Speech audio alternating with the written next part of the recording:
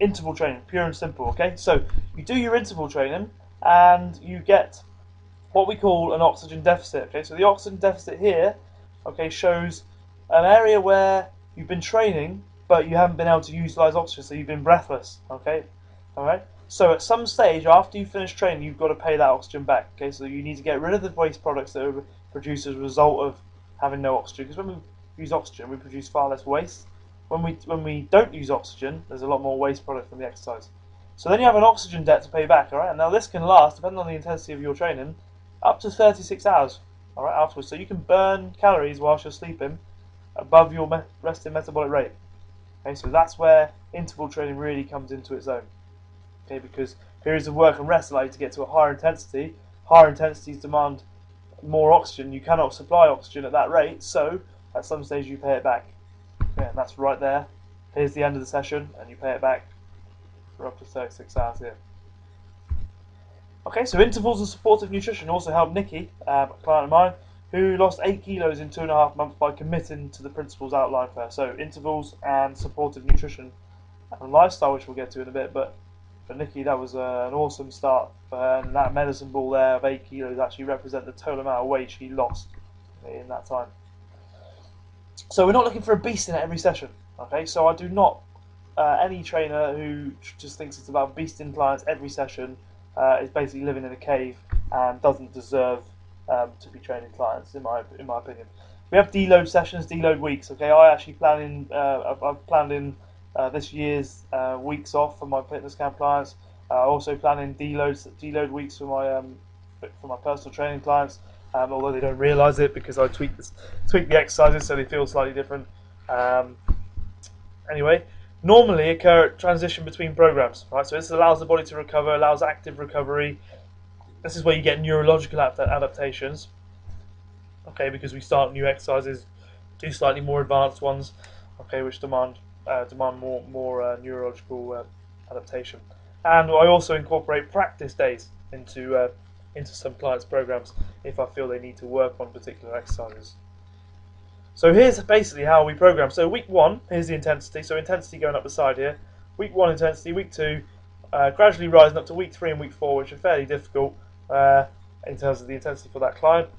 And also then into week 5, which tends to drop off because this is where we are essentially transitioning between programs. Okay, so week 5 tends to be a bit easier. So in summary, okay, you need to increase interval training if your goal is health and fat loss related. You need to make sure that you activate the lazy and weak muscles and inhibit the overactive ones. So get the lazy glutes working, okay, and try and switch off the muscles in the front of the chest and the front of the hips, okay, because they're probably already doing too much, okay. And get the intensity high for a short period of time if you're healthy. Okay, it's absolutely crucial that you get it up there if you can. All right, so mindset. Okay, we're going to move on to this very, very soon. Okay, so here we go. Mindset. Mindset underpins everything, really. Mindset is kind of the reason why you get the result you do. All right, so no matter how much exercise, how much nutrition advice you buy into, unless you've got a mindset that's going to set you up from the start to achieve, you will never achieve exactly what you want. Okay, and if you don't really know what you want, then you're in a different situation. Okay, so how will you really know unless you really try? That's my question. Okay, so a lot of people, I don't know if it really works for me. Well, have you really tried? Have you honestly really tried it? I don't know if it really works. I don't know. Let's see. Personal training clients of mine, Mike and Nikki, absolutely phenomenal achievement back in July. Reached their goal of running an Ironman. Nikki has been doing sort of running and triathlons for a little while. Okay, and Mike couldn't even swim 3 years ago. Okay, so absolutely phenomenal achievement. Working with them has been an absolute pleasure, and I think it's really they epitomise getting the mindset right. This is for those of you who don't know, 2.4 mile swim, 112 mile bike ride, and then a 26-mile run. Okay, all in one day. And as you can see there, Mike 15 hours, Nikki 13 hours finished. Absolutely fantastic achievement. Well done. So they hung up a target. Okay, you'll never hit it unless you hang it. Okay, so they've hung up a target. And what I want you to do really is just to think about how to get clarity on what you want. Okay, so this is sort of some of the things that we talked about.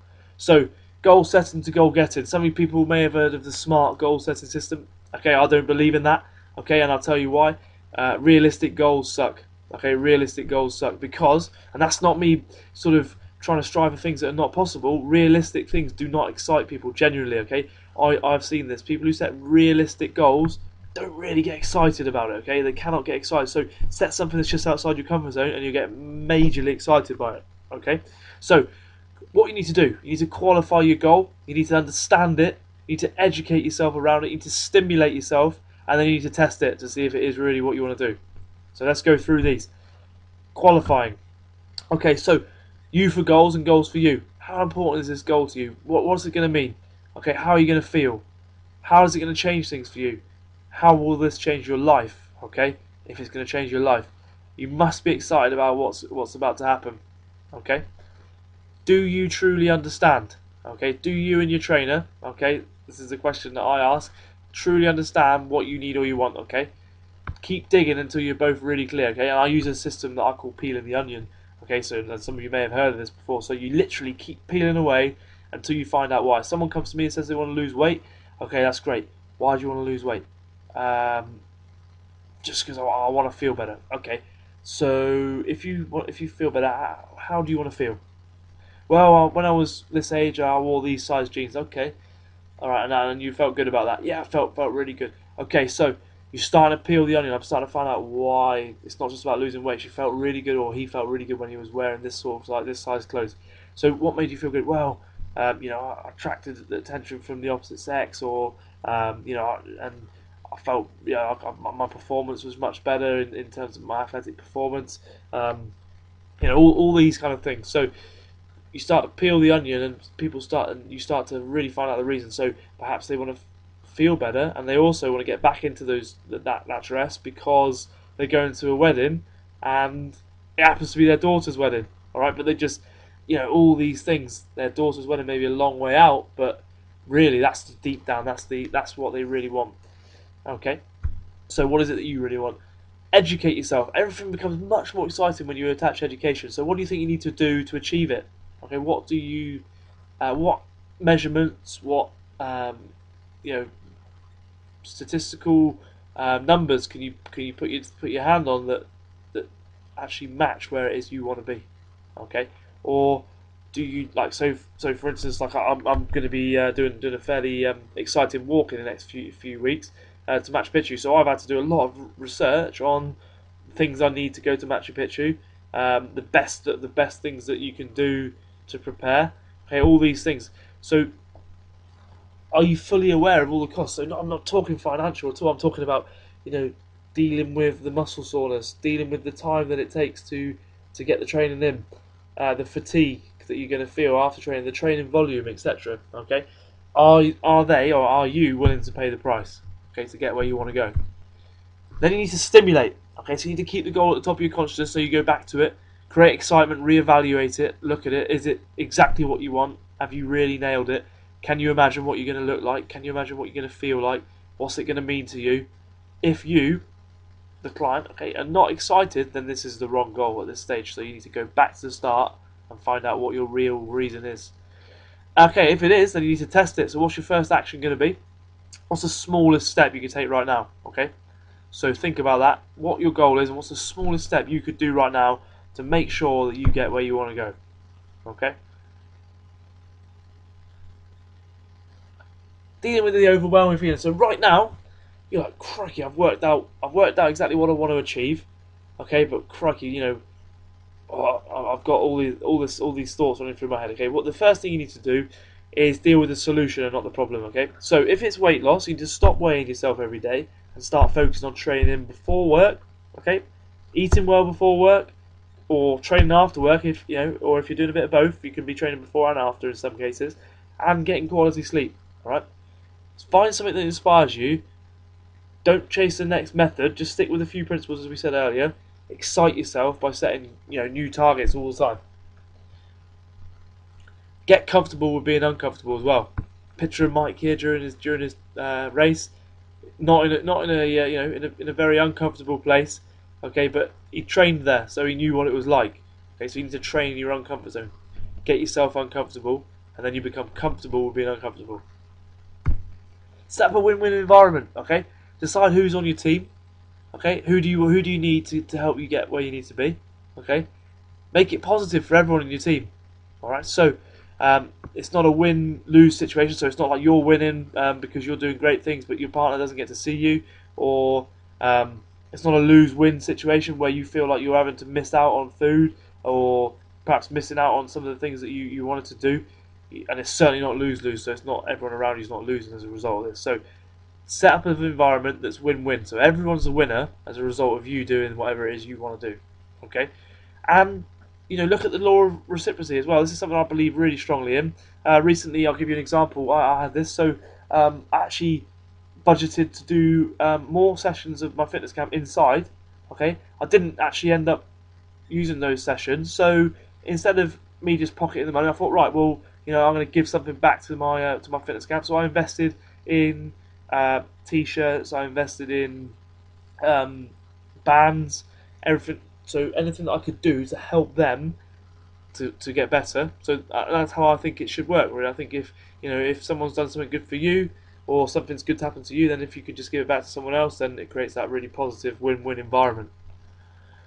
Okay, avoid Sylvia instead. Okay, so before you self-diagnose yourself with low self-esteem, first make sure that you're not surrounded by arseholes. Okay, great quote by James Gibson. Absolutely love that one, because too often people are just don't know what's going on, or just feeling really down. Okay, and one of the best things you can do is actually just look around you, see who's around you. If you're surrounded by people who are dragging you down, if you're stressed out, you're sleep deprived, if you just can't wait for just to get out and escape, then you need to have a little look around and see who's dragging you down. Getting back on the wagon. All right, this is massive. This is one of probably the biggest areas that I've been able to help people with as a result of setting really good goals. So minimization, all right, will occur when you have set yourself an exciting goal. So if I am very clear on where I want to go, so A to B to C, then, and I'm very excited about where C is because it's quite a hard place to get to, but I'm really excited about it, then I'm going to be much more likely to stay on track. Okay, so if there's a path from A to B and the digestive biscuit gets in the way, I'm only going to have one because I know I've got to get that there quickly. Okay, if I don't really know where B is, then I might just wander off over here, and then eventually end up at B over here sometime in the future. Okay, so if you're really excited about where it is you want to go, then you'll actually get there much quicker, and it'll help you to get back on track if you do fall off the wagon momentarily. Okay, think of it like a band as well, like a resistance band. So those of you who train with me will know about the resistance band. So the further you pull it, the harder it'll pull you back. Okay, so think of that. So if you're really excited and your goal's a little bit further away, it's going to pull you towards it quicker. Okay, if it's not that exciting, then you'll just meander along your way and you'll get there sometime. Okay, but it's not really that exciting. Be an action taker. Focus on the don't be focusing on the problem. Focus more on the solution. Okay, or don't be careful that you don't focus on the problem and not the solution. So you see, most people are unhappy because they actually don't do anything about it. Okay, I liken it to kind of poking dog poo on the pavement, really, to be honest, with a stick. These people sort of complain about it, but they're not going to do anything about it. So that really sort of goes back to sort of like weighing. If people's sort of goal is weight loss, then sort of weighing themselves, so often, start eating and training and sleeping properly, and you actually do something about it. So, or if it's that sort of poo on the pavement, just pick it up if it's bothering you. Okay. So success will leave clues. All right. So, and success loves speed. Okay. Success is what everyone wants. Everyone wants to feel that little bit of success. Okay. So, what I've found, and I'll show you the picture of Anne here. Anne is, as recently, those of you who get my emails will know, Anne has recently returned from the World Championships, and what Anne's done is no different to what you can do if you put your mind to it. Okay, but because she's done something now and she knows she's experienced success, she knows what works for her. She has a system in place of training and nutrition that she knows works really well for her. So, bottom line, when she goes to do it again next year, we have a very, very good idea of what she needs to do. So in that sense,